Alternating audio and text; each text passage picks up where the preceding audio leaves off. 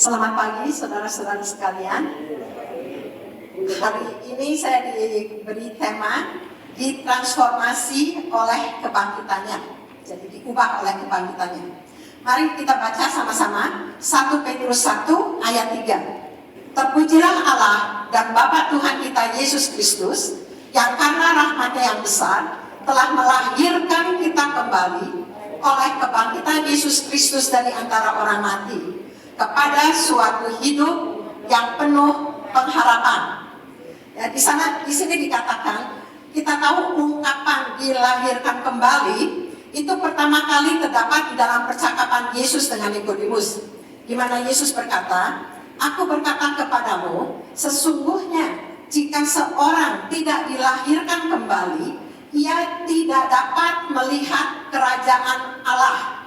Saya masih ingat dulu kita sering Bible study, Sun Yong selalu bilang, kok kita tidak dilahirkan kembali, jangankan masuk ke dalam kerajaan Allah, lihat pun nggak bisa. Jadi benar-benar kita harus, permulaan harus kita dilahirkan kembali. Dan kebangkitan Yesus Kristus itu sangat penting, karena kebangkitan Yesus itu membuktikan bahwa Dia adalah Tuhan Allah yang hidup dan berkuasa dan telah mengalahkan maut. Dan selain itu juga menunjukkan bahwa semua firman, semua ucapan Yesus yang pernah Dia katakan itu semua terpenuhi, semua ditepati, ya dan amin. Sebab sebelum Dia disalibkan, beberapa kali Dia selalu kan mengatakan kepada murid-muridnya bahwa Dia akan dibunuh, tetapi pada hari ketiga Dia akan bangkit. Karena itu di 1 Korintus 15 ayat 17 Paulus menulis, "Dan jika Kristus tidak dibangkitkan, maka sia-sialah kepercayaan kamu dan kamu masih hidup dalam dosamu." Jadi kita tahu sekarang Yesus sudah bangkit, jadi kita sudah hidup tidak di dalam dosa kita menjadi manusia baru, ciptaan baru dalam Tuhan. Kita buka sekarang di 2 Korintus 5:17 dikatakan, "Jadi siapa yang ada di dalam Kristus, ia adalah ciptaan baru, yang lama sudah berlalu, sesungguhnya yang baru sudah datang." Jadi ini bukannya yang lama sedang berlalu, yang baru akan datang, tetapi semuanya sudah dilakukan oleh Yesus. Jadi arti asal kata baru di dalam bahasa aslinya adalah baru secara kualitatif. Jadi sama sekali baru, bukan perbaikan dari yang lama. Jadi nggak ibaratnya nggak tambal sulam. Ya. Yesus pernah berkata bahwa janganlah kita menambalkan kain yang baru pada baju yang lama, sebab kain yang baru itu akan mencabik baju yang lama, maka kerusakannya itu lebih besar, maka koyaknya lebih besar. Dan di Efesus 4:21-24, saya nggak bacakan semuanya, tapi di situ dikatakan bahwa kita harus menanggalkan manusia lama kita dan mengenakan manusia baru kita, ya. Benar-benar mesti baru sama sekali. Tapi kita melihat, kita dikatakan kita ciptaan baru, tapi kok badan kita masih tetap sama dan jiwa kita juga masih tetap sama. Sebab kita kan makhluk roh yang punya jiwa dan tinggal di dalam tubuh. Jadi yang baru cuma baru tubuh kita, ya. Di dalam kita itu sering ada pergumulan. Sebab sebetulnya setiap orang yang lahir dari Allah, itu di 1 Yohanes 3 ayat 9 dikatakan, setiap orang yang lahir dari Allah tidak berbuat dosa lagi, sebab benih ilahi tetap ada di dalam dia, dan dia tidak dapat berbuat dosa karena ia lahir dari Allah. Jadi ada benih ilahi dalam kita. Makanya itu pandang kita tuh berubah. Kalau orang lahir baru, mesti ada sifat yang berubah. Sebabnya kalau dulu misalnya kita kalau berdosa, kita sih tenang-tenang aja. Tapi sekarang kok kita berbuat salah, ada rasa gelisah, ya, nggak enak gitu kan. Sebab ada benih ilahi di dalam kita. Di dalam Galatia 5 ayat 17, di situ dikatakan keinginan daging berlawanan dengan keinginan roh, dan keinginan roh berlawanan dengan keinginan daging, karena kedua-duanya bertentangan, sehingga kamu setiap kali tidak melakukan apa yang kamu kehendaki. Makanya ada pergumulan dalam diri kita, sebab kita lahir baru, perspektif kita terhadap dosa itu lain, dan ini tidak dialami oleh kita. Even Paulus yang menjadi rasul besar, dia sendiri juga mengalami hal tersebut. Di Roma 7:19 dia katakan, sebab bukan apa yang aku kehendaki, yaitu yang baik yang aku perbuat, melainkan apa yang tidak aku kehendaki, yaitu yang jahat yang aku perbuat. Jadi di sini kita melihat ya bahwa mengapa kita ada pertentangan. Ada seorang pemimpin gereja dan guru Kristen dari Tiongkok yang namanya Watchman Nee. Dia berkata, bila roh ingin mengendalikan tubuh, ia harus melalui jiwa sebagai penengah. Jiwa itu berada di tengah-tengah roh dan tubuh. Siapa yang menguasai jiwa, menguasai tubuh. Jadi dulu ada hamba Tuhan di sini bilang, kan ceritanya, kan kita ini makhluk hidup, mempunyai tubuh, jiwa, dan roh. Ya kan ada 3. Nah, tubuh ini kedagingan kita. Roh ini benih ilahi yang Tuhan sudah berikan, yang sudah baru. Nah, ini yang tengah-tengah, ini jiwa kita yang sebagai penengah. Jadi tergantung, kalau jiwa kita berpihak pada roh, maka pasti tubuhnya kalah. 2 lawan 1 kan kalah. Tapi kalau jiwa ini berpihak pada tubuh, maka rohnya nggak kalah. Jadi makanya di sini kan penengah. Jadi siapa yang menguasai jiwa, menguasai tubuh. Jadi jiwa itu mewakili pribadi kita. Karena itu di Mazmur sering kita lihat Daud kalau bermazmur sering memerintahkan jiwanya. Dia selalu bilang, bangunlah hai jiwaku, pujilah Tuhan hai jiwaku. Selalu jiwa itu yang sebetulnya mewakili pribadi kita. Kita baca sekarang Yakobus 5:20. Ketahuilah bahwa barang siapa membuat orang berdosa berbalik dari jalannya yang sesat, ia akan menyelamatkan jiwa. Yang diselamatkan jiwa orang itu dari maut dan menutupi banyak dosa. Dan di Matius 10 ayat 28 juga dikatakan, dan ini Yesus yang mengatakan, dan janganlah kamu takut kepada mereka yang dapat membunuh tubuh, tetapi tidak berkuasa membunuh jiwa tadi. Jadi takutlah terutama kepada Dia yang berkuasa membinasakan baik jiwa maupun tubuh dalam neraka. Jadi untuk menyelamatkan jiwa kita, kita harus memperbaharui jiwa kita. Dan kita tahu jiwa kita itu ada 3, yaitu pikiran, perasaan, dan kehendak, ya kan? Nah, kita mulai dengan pikiran. Dalam Roma 12 ayat 2, di sini dikatakan, janganlah kamu menjadi serupa dengan dunia ini, tetapi berubahlah dengan pembaharuan budimu, sehingga kamu dapat membedakan manakah kehendak Allah, apa yang baik, yang berkenan kepada Allah, dan yang sempurna. Terjemahan dari berubahlah dengan pembaharuan budimu itu dikatakan be transformed by the renewing of your mind.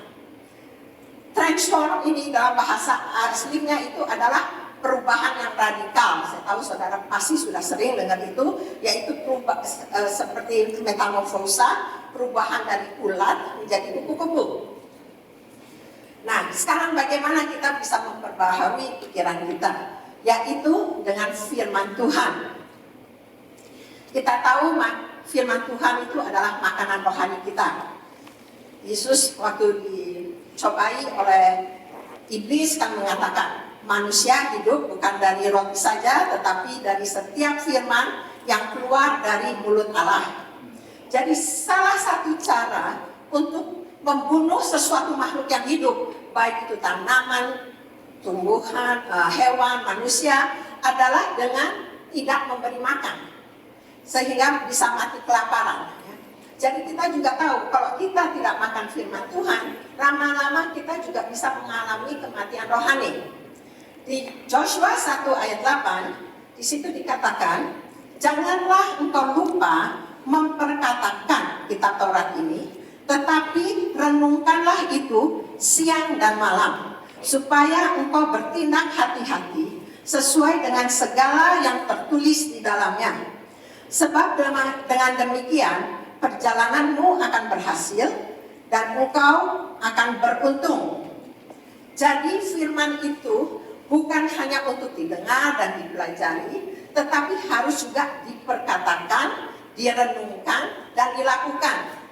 Jadi jangan kita cukup puas dengan berhenti, kita sudah tidak mengucapkan lagi, memikirkan atau melakukan perbuatan yang jahat, yaitu yang negatif.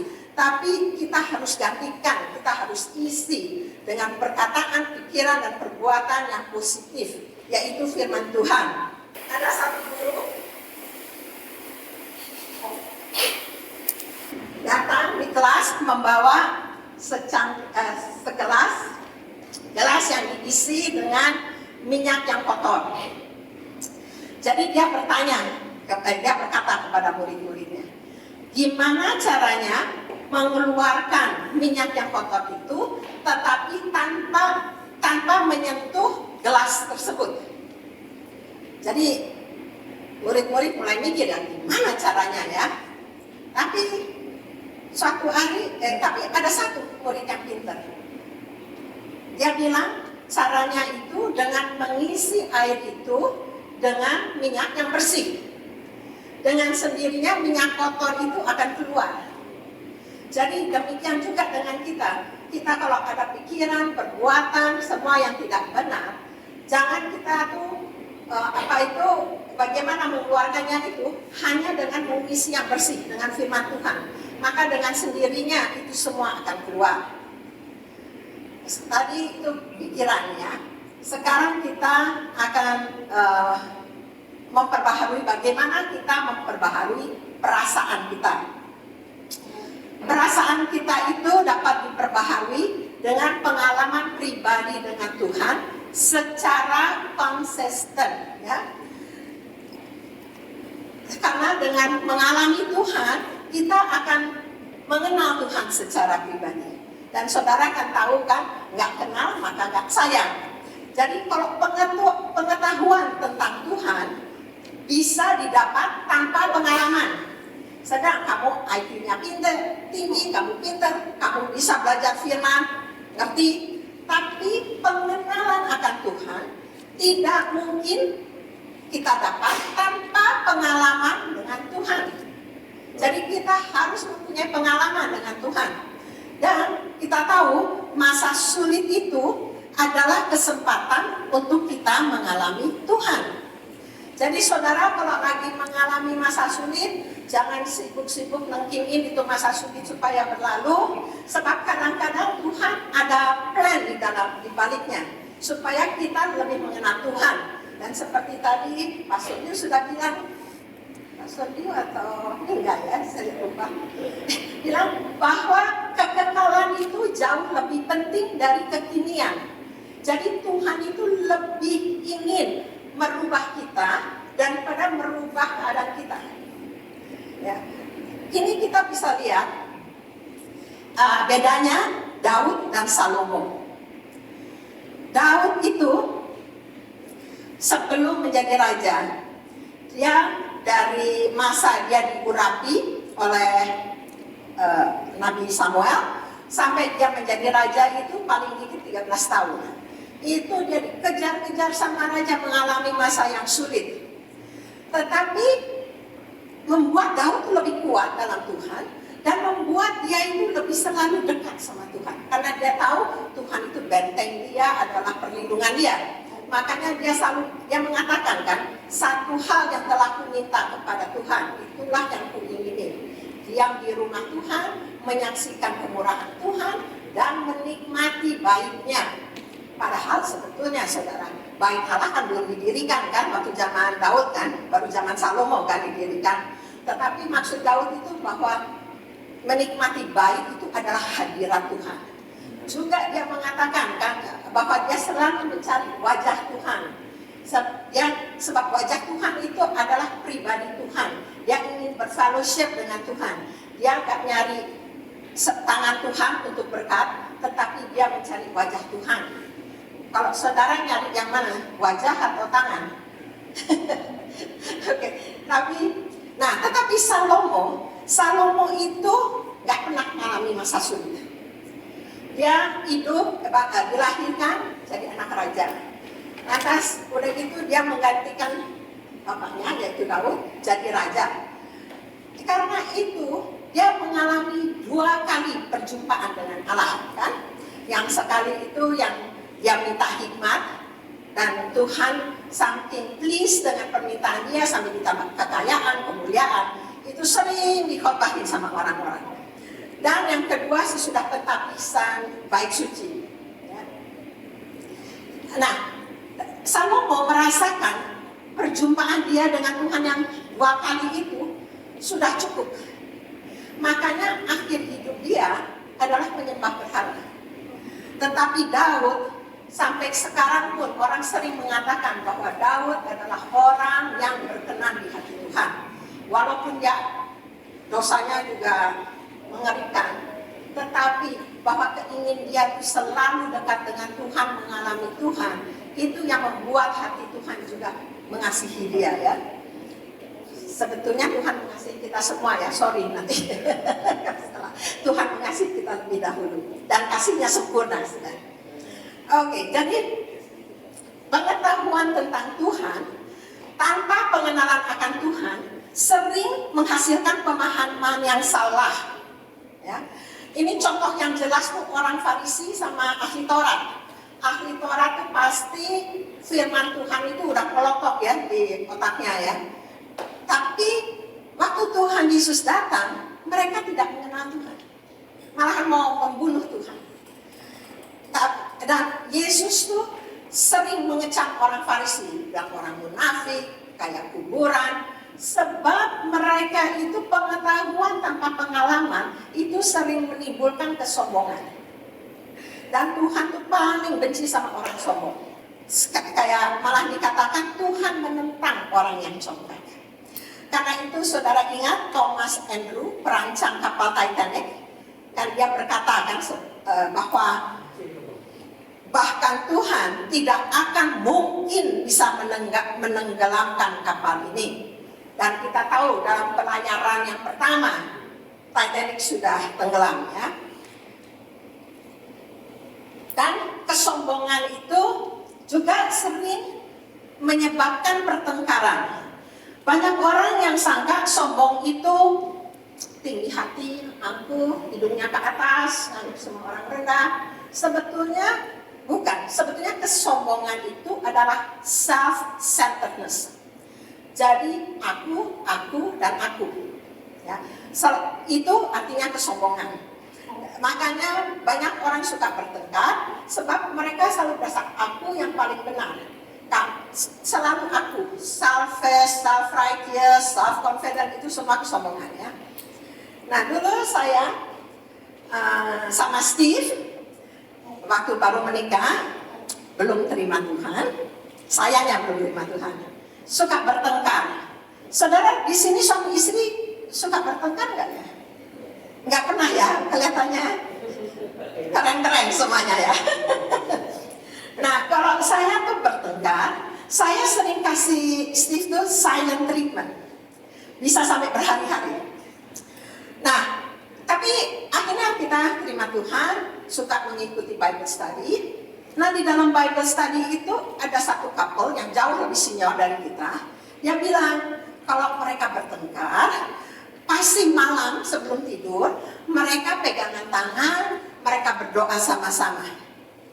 Dan dengan berdoa bersama-sama itu melumerkan panas hati dan juga menyadarkan bahwa mereka itu ngapa bisa ramai terus karena mempertahankan kesombongan mereka. Nah saya waktu dengar itu, wah benar ya bagus ya. Saya pikir dalam hati nggak mau jadi Tante Steve kan gitu kan gengsi ya, gitu ya. Tapi Adi tuh mau, tapi nggak mampu. Saudara pernah yang gitu? Nggak bisa terus. Tapi saya percaya Tuhan selalu bilang kan di Roma 8:28 bahwa Tuhan ikut dalam segala perkara untuk mendatangkan kebaikan.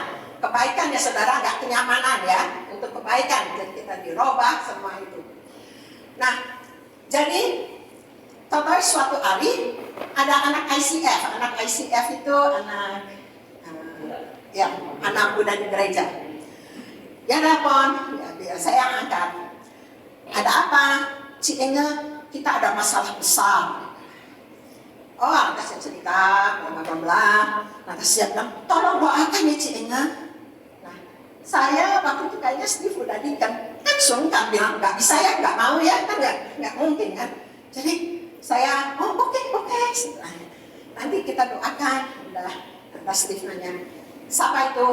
Saya bilang, ini. Ada apa? Minta didoain. Steve bilang, kita aja berantakan kayak gini doain orang lain. Jadi, tapi selalu saya ingat tentang yang senior itu yang bilang, saya bilang, kan kita kan bisa kan, kita doa sama-sama, beresin kita punya yang nggak benar itu semua. Habis itu kita bisa doain dia. Dan melalui kejadian yang satu itu, sesudah itu lebih gampang. Masalah perlu breakthrough. Pokoknya sejak itu ya saya sama Steve kalau ribut masih suka, tapi lebih kadang-kadang ya saudara ya. Itu kita pegangan tangan, kita berdoa bersama. Dan dengan berdoa bersama itu rasanya jadi sadar bahwa sebetulnya ya kita ribut kan mempertahankan kesombongan kita sebetulnya ya. Jadi kita melihat bahwa biarlah kita juga pengalaman pribadi dengan Tuhan, masa sulit, bertengkar itu sulit juga loh saudara. Berasa nggak? Hati itu nggak enak sekali, digrogotin, energi hilang semua. Sekarang kita ke ketiga ya, kehendak. Kehendak itu diperbaharui dengan penyangkalan diri. Kita tahu 3 musuh rohani kita, dunia, setan, dan kedagingan kita, keakuan kita sendiri. Kita tahu dunia dan setan sudah dikalahkan Tuhan kan di kayu salib. Nah sekarang jadi kita tahu bahwa keakuan kita itu musuh terbesar kita. Ya. Di Amsal 16 ayat 32 katakan, orang yang sabar melebihi seorang pahlawan. Orang yang menguasai dirinya melebihi orang yang merebut kota. Jadi pemenang sejati adalah mereka yang berhasil mengalahkan dirinya sendiri. Apa artinya penyangkalan diri? Yaitu keputusan untuk mengikuti dan mengutamakan kehendak Tuhan di dalam kehidupan kita. Kita lihat teladan Yesus Kristus yang di Taman Getsemani, kan dia katakan, ambillah cawan ini daripadaku, tapi bukanlah kehendakku, tetapi kehendakmu-lah yang terjadi. Jadi tidak ada salahnya kita kok berdoa itu mengutarakan keinginan kita, nggak ada salahnya. Tetapi kita harus tahu bahwa kita harus mengutamakan kehendak Tuhan. Ya. Kehendak Tuhan itu apa? Orang sudah bilang kan. Sebetulnya kita semua tahu, semua kan hafalkan doa Bapa kami kan, yang diajarkan Yesus kan, doa Bapa kami itu kan, Bapa kami yang di surga, dikuduskanlah namamu, datanglah kerajaanmu, jadilah kehendakmu di atas bumi seperti di surga. Jadi yang Tuhan mau itu kehendak Tuhan yang tertinggi, ya, menguduskan nama Tuhan, mendatangkan kerajaan surga ke bumi dan kehendak Tuhan ya di atas bumi ini. Jadi saya teringat juga waktu itu saya mau beli rumah. Ini cerita udah lama. Mau beli rumah, saya lihat kita berdua lihat rumah, senang sekali. Senang, bagus banget. Sampai anak-anak saya pun bilang, oh nanti saya mau tidur di kamar situ. Pokoknya senang, udah semuanya senang. Tapi saya kalau berdoa tuh, saya selalu bilang, Tuhan saya kepingin itu, tapi kehendakmu jadilah, kayak gitu kan. ceritanya kan dipelajarinya gitu. Udah, nggak jadi, akhirnya cari rumah itu, berapa kali nggak jadi, padahal udah banyak yang senang gitu. Akhirnya mami saya bilang, tak kasih tahu ya, kamu ini salah. Kalau kamu lihat barang atau kamu kepingin something, udah seret, udah semua, kamu nggak usah ngomong kehendakmu jadilah. Ngomong, Tuhan, saya minta ini, tolong dilancarkan, tolong diberkati. Tapi kok saya belajarnya sebab saya bagaimana? Deep in my heart, saya selalu tahu bahwa kehendak Tuhan itu adalah selalu yang terbaik buat kita. Amin, saudara. Dan benar aja, akhirnya kita mendapatkan rumah yang jauh lebih bagus, yang dengan harga yang juga jauh lebih bagus. Jadi saya percaya bahwa emang kadang-kadang kita menghadapi sesuatu yang kelihatannya kurang menyenangkan, tetapi kalau kita tahu kita hanya mau hidup di dalam kehendak Tuhan, pasti itu yang terbaik untuk kita ya. Jadi seperti tadi yang dikatakan, tema hari ini ditransformasi, diubah oleh kebangkitan Tuhan. Banyak orang yang juga bilang, saya sih mau berubah, tapi kok nggak bisa ya. Emang itu tuh susah, bukannya susah. Kalau kita mau berubah dengan kekuatan, mengandalkan kekuatan diri kita sendiri, itu tidak mungkin. Ya. Sebab Yesus saja kan mengatakan di Yohanes 15:5b, dia bilang, barang siapa tinggal di dalam aku dan aku di dalam dia, ia berbuah banyak. Sebab di luar aku, kamu tidak dapat berbuat apa-apa. Ya. Dan juga kita tahu dengan kita menjadi ciptaan baru, Roh Kudus ada di dalam kita, dan Roh Kudus ini adalah Roh Kudus yang membangkitkan Yesus dari antara orang mati. Jadi kalau kita mau hidup di dalam Tuhan dan kita mau hidup dalam pimpinan Roh Kudus, saya percaya kita semua bisa berubah. Kita lihat seperti Paulus. Paulus adalah penganiaya jemaat. Tapi sesudah perjumpaan pribadi dia dengan Tuhan, dia bisa menjadi rasul, penginjil, penulis hampir setengah dari buku Perjanjian Baru. Jadi saya melihat orang suka bilang, ya kita berdosa apa. Tapi ingat saudara, metamorfosa dari ular yang menjijikkan dan merugikan bisa menjadi kuku-kuku yang indah dan menolong dalam penyerbukan untuk menghasilkan buah. Jadi kalau orang bilang, oh iya, tapi Paulus itu kan zaman dulu. Zaman sekarang kita selisih juga lihat banyak antara teman semua yang bisa berubah. Dan kita ingat John Newton, pengarang lagu Amazing Grace, dia kan seorang kapten kapal yang membawa budak-budak dari Afrika. Orangnya kasar, kejam, pemabuk. Tetapi sesudah dia ada badai besar, jadi dia bertobat dengan perjumpaan dengan Tuhan. Akhirnya dia menjadi pendeta yang setia sampai akhir hidupnya. Jadi kita tahu bahwa kita semua sama Tuhan diberi kemampuan untuk dapat bisa berubah. Ya. Jadi saya percaya bahwa biarlah kita semua di sini berubah, bertumbuh dewasa dan berbuah banyak, sehingga Allah dapat memakai kita untuk rencananya dalam melaksanakan rencananya dalam hidup kita. Amin.